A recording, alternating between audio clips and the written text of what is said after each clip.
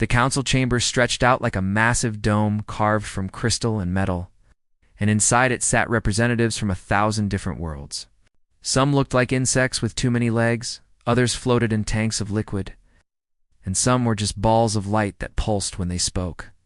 The air hummed with the sound of translator devices working overtime, turning alien languages into something everyone could understand. Ambassador Kyle Morrison stood at the speaking platform in the center of it all. Wearing his dark blue Earth uniform with the planet symbol on his shoulder, his hands gripped the edges of the platform hard enough that his knuckles turned white. Kyle had been standing in this same spot once a week for the past 3 months, and every time he said the same thing. The Krell Dominion was dangerous. They were expanding into neutral space. They had destroyed 3 colony worlds already. Someone needed to stop them before things got worse. And every single time, the council laughed at him. Today was no different. Kyle took a breath and started his speech again. His voice was calm and clear, the way they taught him in diplomatic training. He explained how the Krell had attacked a small mining colony last week. 2,000 people lived there and now they were all gone. The Krell didn't take prisoners, and they didn't negotiate. They just took what they wanted and killed anyone who got in their way. When Kyle finished talking, he waited. For a moment, the chamber was quiet. Then the clicking started. It came from Dexter, a member of the Viraxian species, who looked like a giant mantis covered in purple armor. The clicking was how Viraxians laughed. And Netzer was laughing hard. Detzer stood up on his 4 back legs and pointed, a sharp claw at Kyle. His voice came through the translator with a tone that made it clear he thought Kyle was an idiot. He said that humans had only been part of the galactic community for 20 years, which was nothing compared to species that had been here for thousands of years. The Krell were just a small problem, nothing to worry about. Dexter suggested that maybe humans were too young, too stupid to understand how galactic politics actually worked. Other council members made agreeing sounds. A floating blob of glowing jelly named Orax pulsed with an orange color that meant he was being patient with someone he thought was foolish. Orax was a Polarian, and his species was famous for being peaceful and wise. He thanked Kyle for caring so much, but explained that the council had kept peace in the galaxy for 3,000 years without using violence. Diplomacy was the answer to everything. They would talk to the Krell and work things out the way they always did. Kyle felt frustration building in his chest, but he kept his face neutral. He tried one more time. He said that diplomacy only worked when both sides wanted to talk, and the Krell clearly didn't want to talk. They wanted to conquer. The council was showing weakness, and the Krell were testing to see how much they could get away with. If someone didn't stop them now, they would keep pushing until they reached the important core worlds where most of the major species lived. Dexter clicked again, louder this time. He said that maybe if humans spent less time building weapons and more time learning how to be civilized, they would understand why violence was what primitive species did. The advanced species had evolved beyond such things. Kyle gathered up his datapad and the holographic displays he had brought to show the council. He knew he had lost again. As he walked away from the speaking platform, he could hear the council members already moving on to the next topic. Something about trade regulations for a mineral that Kyle had never heard of. They had already forgotten about the Krell and the dead colonists and everything. Kyle had said he walked through the long corridors of the council station, past windows that showed the stars outside and other aliens going about their business. Some of them looked at Kyle as he passed. A few nodded respectfully because they knew he was trying to help, but most just ignored him. When he reached a quiet section of the corridor, he touched the small device attached to his collar and spoke quietly. He said his name and that he was calling Earth Command. The device beeped, and then a woman's voice came through, clear and professional. It was Admiral Lisa Green, the head of Earth's military forces. Kyle told her that the council had laughed at him again, and that they weren't going to do anything about the Krell. He said they needed to prepare for the worst. Lisa's voice stayed calm, but Kyle could hear the steel underneath it. She said she had already started preparing. Earth's fleets were getting ready, and soldiers were training for combat operations. If the galaxy wouldn't defend itself, then Earth would do what humans had always done throughout their history. They would do what was necessary to protect innocent people, whether the council liked it or not. Kyle felt relief wash over him. At least someone was listening. He asked Lisa how long it would take to get forces ready for deployment. She said the 3rd Fleet was already on standby and could launch within 48 hours.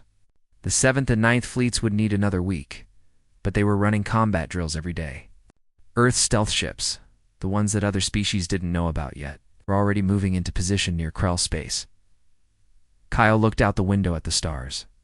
Somewhere out there, the Krell were getting ready for their next attack. The council members were in their comfortable chambers, thinking that talking would solve everything. They had no idea what was coming. They had been at peace for so long that they had forgotten what real danger looked like. They thought the universe was safe because they wanted it to be safe. But Kyle knew better.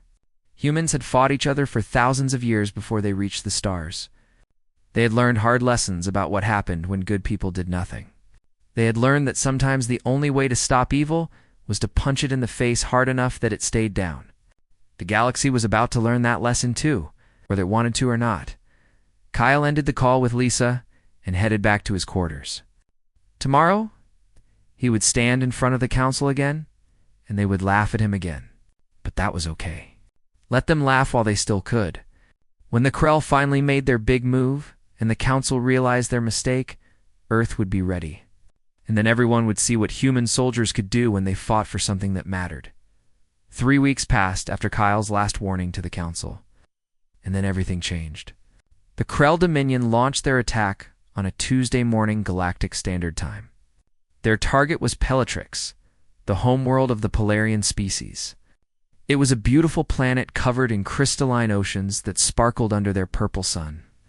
With floating gardens that drifted through the sky on natural magnetic fields, the Polarians had evolved on this peaceful world without any natural predators, so they never learned how to fight.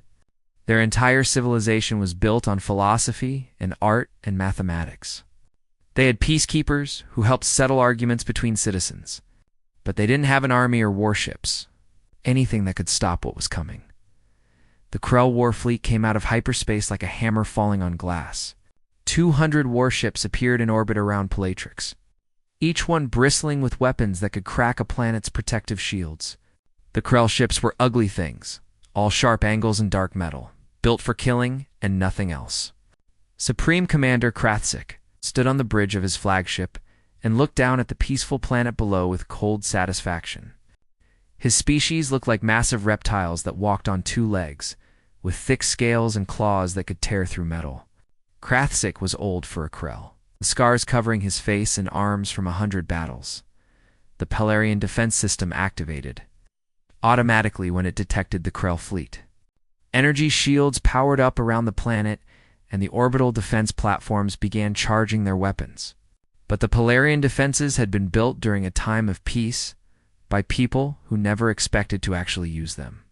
The weapons were outdated, and the shields were designed to stop asteroids and space debris, not military-grade plasma cannons. The battle lasted 47 minutes. The Krell focused their fire on one section of the planetary shield and poured everything they had into that spot. The shield flickered and sparked and then shattered like glass. The orbital platforms tried to fight back, but their weapons couldn't penetrate the Krell armor. One by one, the platforms exploded under concentrated fire. Debris rained down into Pelatrix's atmosphere, burning up and creating streaks of light across the sky that the Polarians below watched with growing horror. Orax, the Polarian council leader who had told Kyle that diplomacy was always the answer, was in his office when the attack began. His species didn't have faces like humans did, just a blob of glowing tissue that changed colors to show emotion. Right now, Orax was flashing between red and purple, colors that meant fear and desperation. He activated the emergency broadcast system and sent out a message to anyone who could hear. His voice was shaking as he spoke. He said this was Orax of Pelatrix calling for help. The Krell were attacking, and the defenses were falling. Please, he said, anyone who could hear this message, they needed help right now. His people were dying, and they had no way to stop it. The message reached the Galactic Council station within minutes. The council was in session discussing some or a trade dispute when the emergency signal came through. Suddenly, every delegate's communication device started flashing red. Species representatives from all over the galaxy received word that their diplomatic outposts on Palatrix had gone silent. The council chamber erupted into chaos. Aliens were shouting in 100 different languages, and the translators struggled to keep up. Dexter, the Varaxian, who had laughed at Kyle's warnings, stood frozen at his seat. His mandibles were trembling and his purple armor had lost some of its shine. He kept saying that this was impossible, that the Krell wouldn't dare attack a council world. They must know this meant war with the entire galactic community. But even as he said it, more reports came in. Palatrix's capital city was burning. Krell ground forces were landing. The death toll was already in the thousands. Then, a message came through from Krathzik himself. Broadcast on all frequencies so everyone could hear. The Krell commander's voice was rough and deep, full of contempt. He said that the age of soft words was over. Palatrix was just the first. Every species in the council could either submit to Krell rule or burn, like the Polarians were burning. There would be no negotiation and no mercy. The council finally stopped arguing and started trying to organize a response. The problem was that none of them really knew how. It had been thousands of years since the major species had fought a real war. They had peacekeeping forces and patrol ships, but nothing designed for actual combat against a determined enemy. Still, they had to try. Dexter volunteered to lead the Varaxian defense fleet, the pride of his species. The Varaxians were warriors by nature, or at least they had been a long time ago. Their fleet consisted of 50 warships, with crews who had trained for combat scenarios. The aquatic Zephany contributed 30 carrier groups filled with fighter craft. Even the Lemurians, beings made of pure energy who normally refused to harm anyone, agreed to manifest combat forms and join the fight. It took 4 days to gather all the ships and get them, organized into a proper fleet. For days, while the Krells slaughtered Polarians and broadcast their atrocities across the galaxy as a warning, by the time the Coalition fleet was ready to move, the Krell had already left Palatrix behind and moved on to their next target. They hit the Vraxian mining colonies in the Helios cluster. Small outposts where workers extracted rare minerals from asteroids. The Coalition fleet rushed to intercept the Krell near the 4th planet in the Helios system. Dexter stood on the bridge of his flagship, the Pride of Vraxis, and watched the Krell fleet on his displays. He felt confident despite everything. The Coalition had 70 ships to the Krell's 200, but they had surprise on their side, and righteous anger in their hearts. The battle began with the Coalition fleet dropping out of hyperspace in a perfect formation, just like they had practiced. Visser gave the order to fire and watched as energy beams and missiles streaked toward the Krell ships. For a moment, he felt hope. Then the Krell returned fire, and everything went wrong. The Krell didn't fight the way the Coalition expected. They didn't maintain formation or follow any recognizable tactics. They just swarmed forward like predators, focusing all their fire on individual Coalition ships until they exploded, then moving on to the next target. The Coalition's fancy formations fell apart within minutes. Their commanders kept trying to follow the textbook strategies they had learned, but the Krell didn't care about textbooks. 6 hours later, the surviving Coalition ships retreated in disorder. They had lost 43 ships. The Krell had lost 7. Thousands of Coalition soldiers were dead, and thousands more wounded. This flagship barely escaped, its engines damaged, and its hull breached in 3 places. He sat in his command chair and stared at the casualty, ports with mandibles that wouldn't stop shaking. Back at the council station, delegates were arriving from their homeworlds with fear in their eyes. The council chamber was half empty as species pulled their representatives back to help defend their territories. In the observers' gallery, one person sat quietly watching everything unfold. Kyle Morrison's face showed no satisfaction at being proven right. He just looked tired and sad. A young Polarian diplomat named Celis approached him. She was one of the few survivors who had escaped Palatrix before the Krell completed their invasion. Her glowing body was dim with grief and tears of liquid crystal ran down her form. She spoke to Kyle in a quiet voice. She said she knew the council had ignored his warnings and mocked him, She knew her people had called humans primitive, but they were dying now. Would humanity help them despite everything? Kyle looked at her for a long moment. Then he touched his communicator and said just 2 words. It's time. On the other end, Admiral Lisa Green's voice came back steady and sure. She said the 3rd Fleet was already on its way. The 7th and 9th Fleets would follow within hours. Tell them, she said, that Earth is coming. The Krell liked to celebrate their victories by showing everyone how powerful they were. After destroying the Coalition fleet, Supreme Commander Krathzik positioned his armada in orbit around the conquered Polarian homeworld and broadcast messages across every frequency in the galaxy. He wanted everyone to see what happened when someone stood against the Dominion. His fleet now numbered almost 300 ships because reinforcements had arrived from Krell space, bringing fresh troops and supplies. The ships maintained a standard patrol pattern, moving in predictable circles around the planet. Krathzik felt completely safe because no force in the known galaxy could challenge him now. Light years away from Palatrix, in the darkness between star systems, Captain Jack Hayes stood on the bridge of the HMS Phantom and studied the holographic displays floating in front of him. The Phantom was a stealth frigate, one of 12 ships in the vanguard of Earth's 3rd Fleet. These ships were designed using technology that other species didn't know humans possessed. Every surface was coated with materials that absorbed sensor waves instead of reflecting them. The hull was built in angles that scattered what little energy did bounce back. Heat from the engines was captured and stored in special sinks, so the ship gave off no thermal signature to any alien sensors. The Phantom and her sister ships simply didn't exist. Jack was 40 years old, with gray starting to show at his temples, and he had spent the last 15 years in the Earth Defense Forces. He watched the tactical display update in real time, showing the exact position of every Krell ship around Palatrix. The human stealth ships had crept into the system using slow, careful burns of their engines, taking 3 days to cover a distance they could have crossed in 3 hours. Now they sat in perfect position while the Krell had no idea they were there. Lieutenant Amy Carter, Jack's first officer, checked her console and spoke quietly. She said all ships were reporting ready, and they were in position to begin the attack. Amy was 32 with sharp eyes that missed nothing, and she had been Jack's right hand for 5 years now. Jack nodded and studied the Krell formation one more time. The enemy ships were spread out in a loose sphere around the planet, fat and happy as Amy liked to say.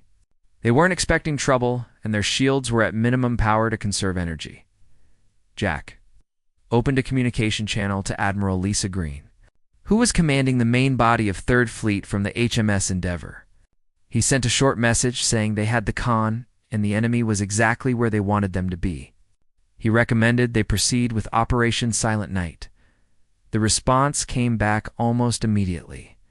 Admiral Green's voice was calm as she gave the order to execute the operation, show the Krell what humanity had learned in the dark. Jack allowed himself a small smile. He spoke to his tactical officer and told him to light them up. All ships had weapons free and permission to engage. The tactical officer's fingers danced across his console, sending targeting data to the railgun batteries. The Phantom and her sister ships carried weapons that fired small projectiles at incredible speeds using magnetic acceleration. The rounds were just dense metal slugs, but they hit with the force of small nuclear weapons because of their velocity. The first, the Krell, knew about humanity's arrival was when 6 of their patrol ships simply ceased to exist. There was no warning, no energy signatures that their sensors could detect, just silent impacts that tore through shields and armor like they weren't even there. The ships exploded in brilliant flashes of light, scattering debris across the orbital space around Palatrix. On the Krell flagship, alarm sirens started screaming. Krathzik jumped up from his command throne where he had been resting and demanded a report. His tactical officer was staring at his screens with confusion on his reptilian face. He said they were taking fire from kinetic weapons moving at impossible velocities. The shields had no effect because the rounds were physical objects, not energy beams. And he couldn't find where the shots were coming from because sensors showed nothing out there. Another 3 Krell ships exploded before Krathsik could process what was happening. He roared orders at his crew, telling them to break formation and take evasive action. Every ship was to activate full shields and fire at anything that moved. The Krell fleet began to scatter like frightened fish, abandoning their patrol pattern and racing in random directions. That was exactly what Admiral Green had been waiting for. The main body of Third Fleet dropped out of hyperspace at the edge of the star system. Not with the bright flashes and energy discharges that other species used, but with a quiet shimmer that was easy to miss if you weren't looking for it. 37 human warships appeared in the darkness, their hulls painted black and covered with the same sensor-absorbing materials as the stealth frigates. They looked like pieces of the night itself had come to life. Admiral Lisa Green stood in the combat information center of the Endeavor and watched the tactical display with the calm expression of someone who had spent 30 years preparing for this exact moment. She was 55 years old, with iron-gray hair pulled back in a tight bun. She had fought in every major conflict Earth had seen since the Mars Rebellion. Around her, officers worked at their stations with quiet efficiency. Speaking in low voices and checking readouts, Lisa gave her orders in a clear voice that carried across the center. All ships were to advance in delta formation, with cruisers providing saturation fire on marked targets. The carriers were to launch all fighters immediately. She told her weapons officer to begin engaging enemy vessels at maximum range and not to stop until every Krell ship was either destroyed or retreating. "Let's clean house," she said. The human fleet moved forward with a precision that would have shocked the watching galaxy if they could have seen it.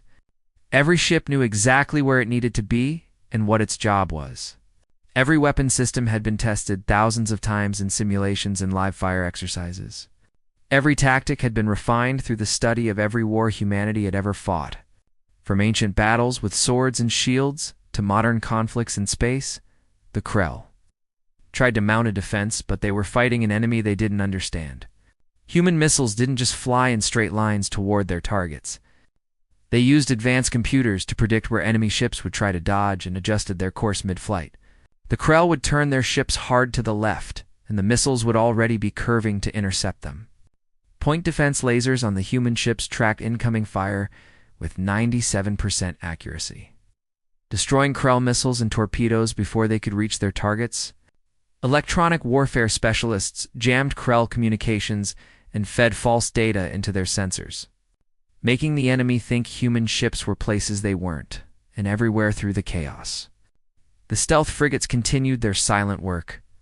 Jack Hayes guided the Phantom through the Krell formation like a ghost, firing railgun rounds at targets of opportunity and then disappearing before return fire could find him. His crew worked with practiced efficiency, calling out targets and firing solutions in calm voices. Every shot counted, and every shot hit. The Phantom alone destroyed 8 Krell ships in the first hour of battle. The Krell Supreme Commander watched his fleet being torn apart and couldn't understand what he was seeing. His species had fought hundreds of battles over thousands of years. They knew war. They were good at war. But the humans fought with a cold efficiency that was terrifying. There was no honor in it, no glory, just brutal effectiveness. Ships died, and the humans moved on to the next target without hesitation or mercy. For hours after the battle began, it was over. The Krell Armada had been reduced to wreckage floating in orbit around Pilatrix. Nearly 200 ships destroyed. Thousands of Krell soldiers dead. The few surviving vessels were trying to limp away to hyperspace jump points, their engines damaged and their weapons depleted. Krathsik's flagship drifted powerless in space, its main reactor offline and its engine section blown, apart by a surgical strike from the Phantom. Admiral Green opened a communication channel to the Krell commander. Her face appeared on his screen, calm and professional. She identified herself and told him that his invasion was over. He had 24 hours to withdraw all Krell forces from conquered territories and return to his own space. If he refused, the human fleet would chase him all the way back to his homeworld and finish what they started here. Krathsik stared at her with disbelief in his yellow eyes. His voice was weak when he finally spoke. He asked how this was possible. The Council species fought with honor, and followed rules of engagement. But humans fought like demons, without mercy or restraint. Lisa's expression didn't change. She said that humans didn't fight like demons. They fought like humans. Earth had learned a long time ago that the only rules that mattered in war were the ones that kept you alive. Krathzik had wanted to teach the galaxy a lesson about strength. "Well," she said, "consider yourself educated." The channel went dark. News of the battle traveled through the galactic network faster than light itself. Within hours, every species in the Council had access to the footage that human ships had recorded during the fight.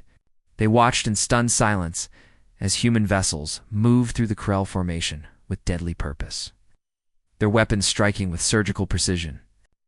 They saw an entire armada that had terrorized the galaxy reduced to floating wreckage in just 4 hours.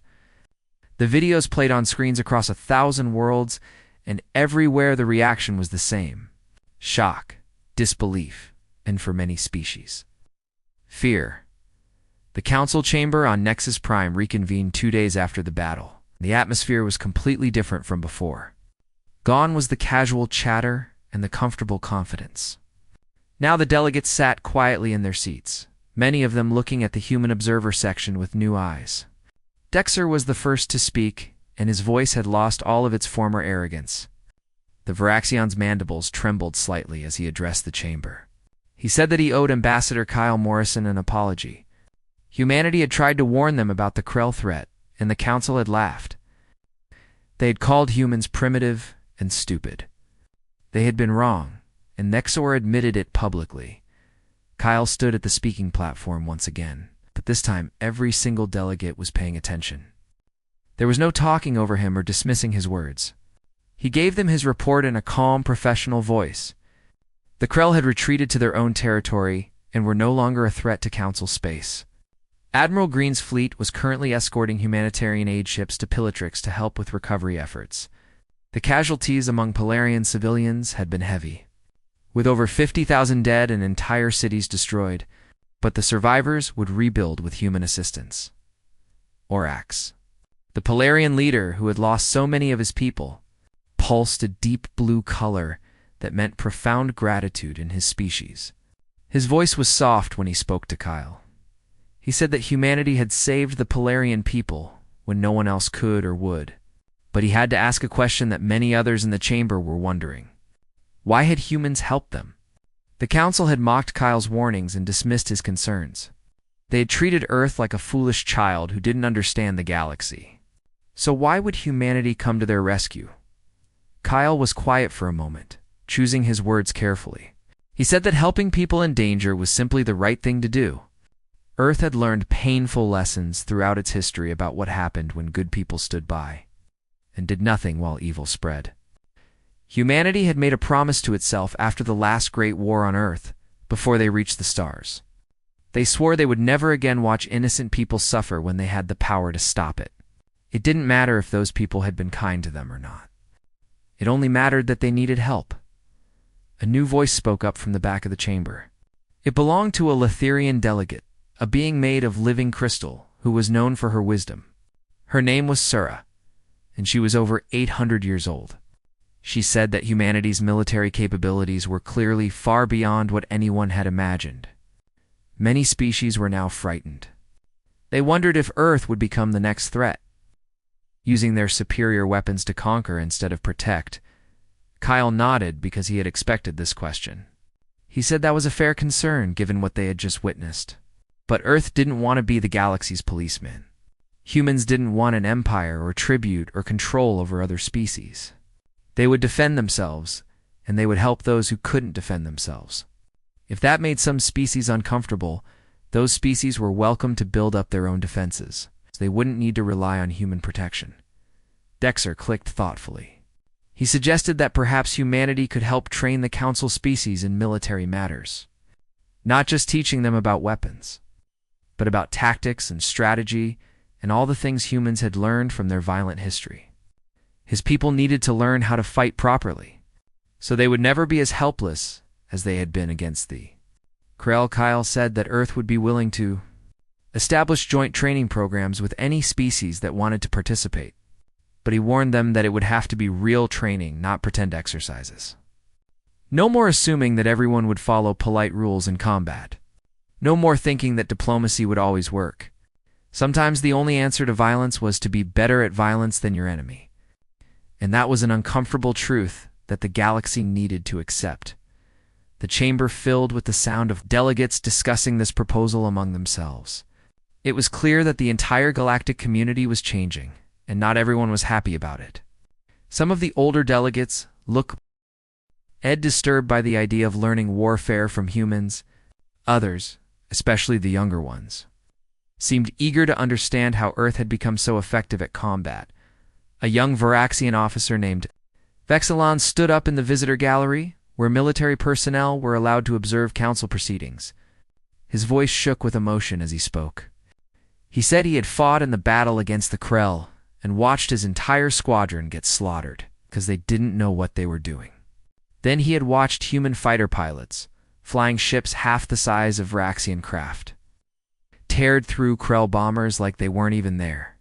Vexilon said he wanted to learn from humans. He wanted his people to learn. Not because he loved war, because he never wanted to feel that helpless again. Admiral Lisa Green stepped forward to address the council for the first time. She was still wearing her combat uniform with the insignia of Third Fleet on her shoulder. Her voice was firm and clear. She said that if the council's species were serious about learning, Earth would train them. But they needed to understand that human methods wouldn't be softened or made comfortable. War wasn't polite. War wasn't clean. War didn't care about anyone's feelings. The training would be hard and some students would fail. But those who succeeded would be able to protect their people, and that was what mattered. Over the next few days, applications started flooding in from nearly every council species. Young soldiers wanted to train with the humans who had defeated the Krell so decisively.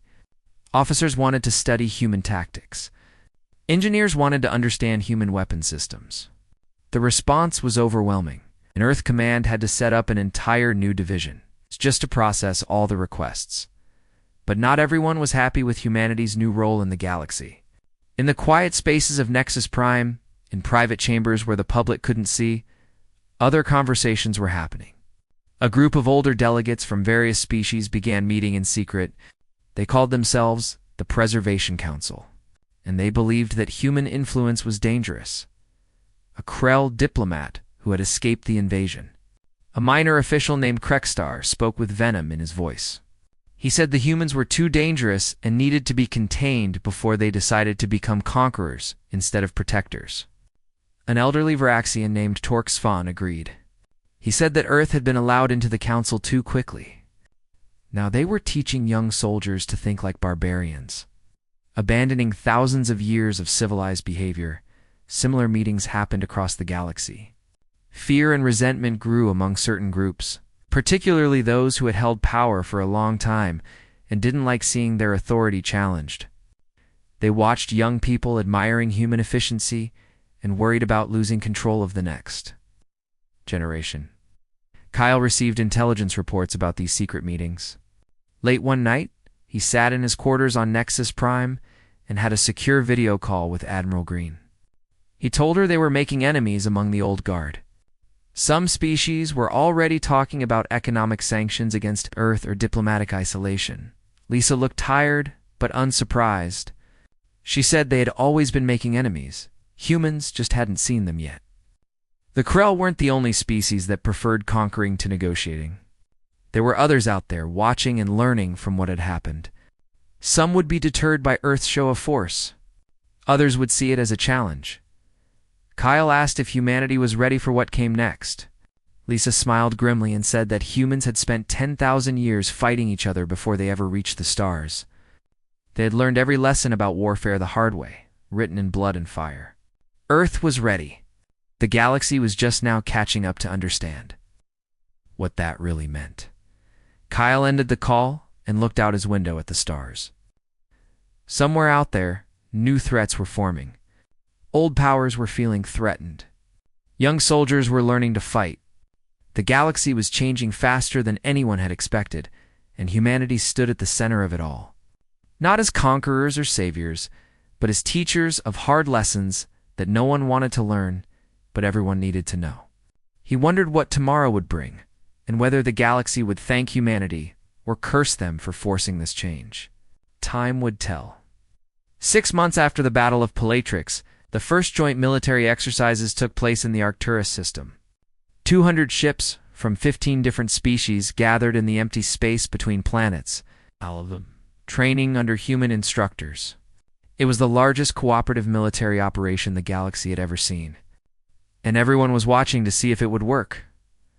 Commander Lisa Porter stood on the bridge of the training ship HMS Academy and watched the exercises through the main viewport. She was 38 years old and had spent the last decade teaching tactics at Earth's War College before being assigned to this new program.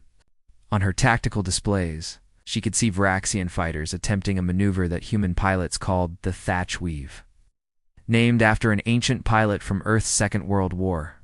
The technique involved 2 fighters working together to cover each other's blind spots while attacking enemy ships. Lieutenant Greg Mason, her tactical officer, watched the same display and made notes on his datapad. He said the Varaxians were getting better at the maneuver. Their species had natural spatial awareness that made them excellent pilots once they stopped worrying about fighting honorably and started fighting smart. Lisa nodded and told him to send that assessment to Admiral Green. She would want to know which species were adapting well to human training methods. In another part of the training area, Polarian officers were learning ground combat from a Marine instructor named Sergeant Chris Jordan. Chris was 42 with gray in his beard and scars on his arms from the Mars Rebellion 15 years ago. He was teaching a group of Polarians how to move through urban terrain without getting killed. The Polarians struggled with the whole concept because their species had evolved without violence. Everything about combat felt wrong to them on a deep level. One young Polarian named Celis kept hesitating during the exercises. His crystalline body would shimmer with uncertainty every time Chris told him to fire at a target. Finally, Chris called a break and pulled Celis aside. The young Polarian's form was dim with shame, as he admitted he didn't want to kill anyone. His entire life he had been taught that violence was wrong and civilized beings didn't hurt each other. Chris sat down on a cargo crate and gestured for Celis to sit next to him. He said he understood that feeling because humans struggled with it too. Nobody sane wanted to kill. But Chris had watched his family die during the rebellion because he couldn't defend them when raiders attacked his colony.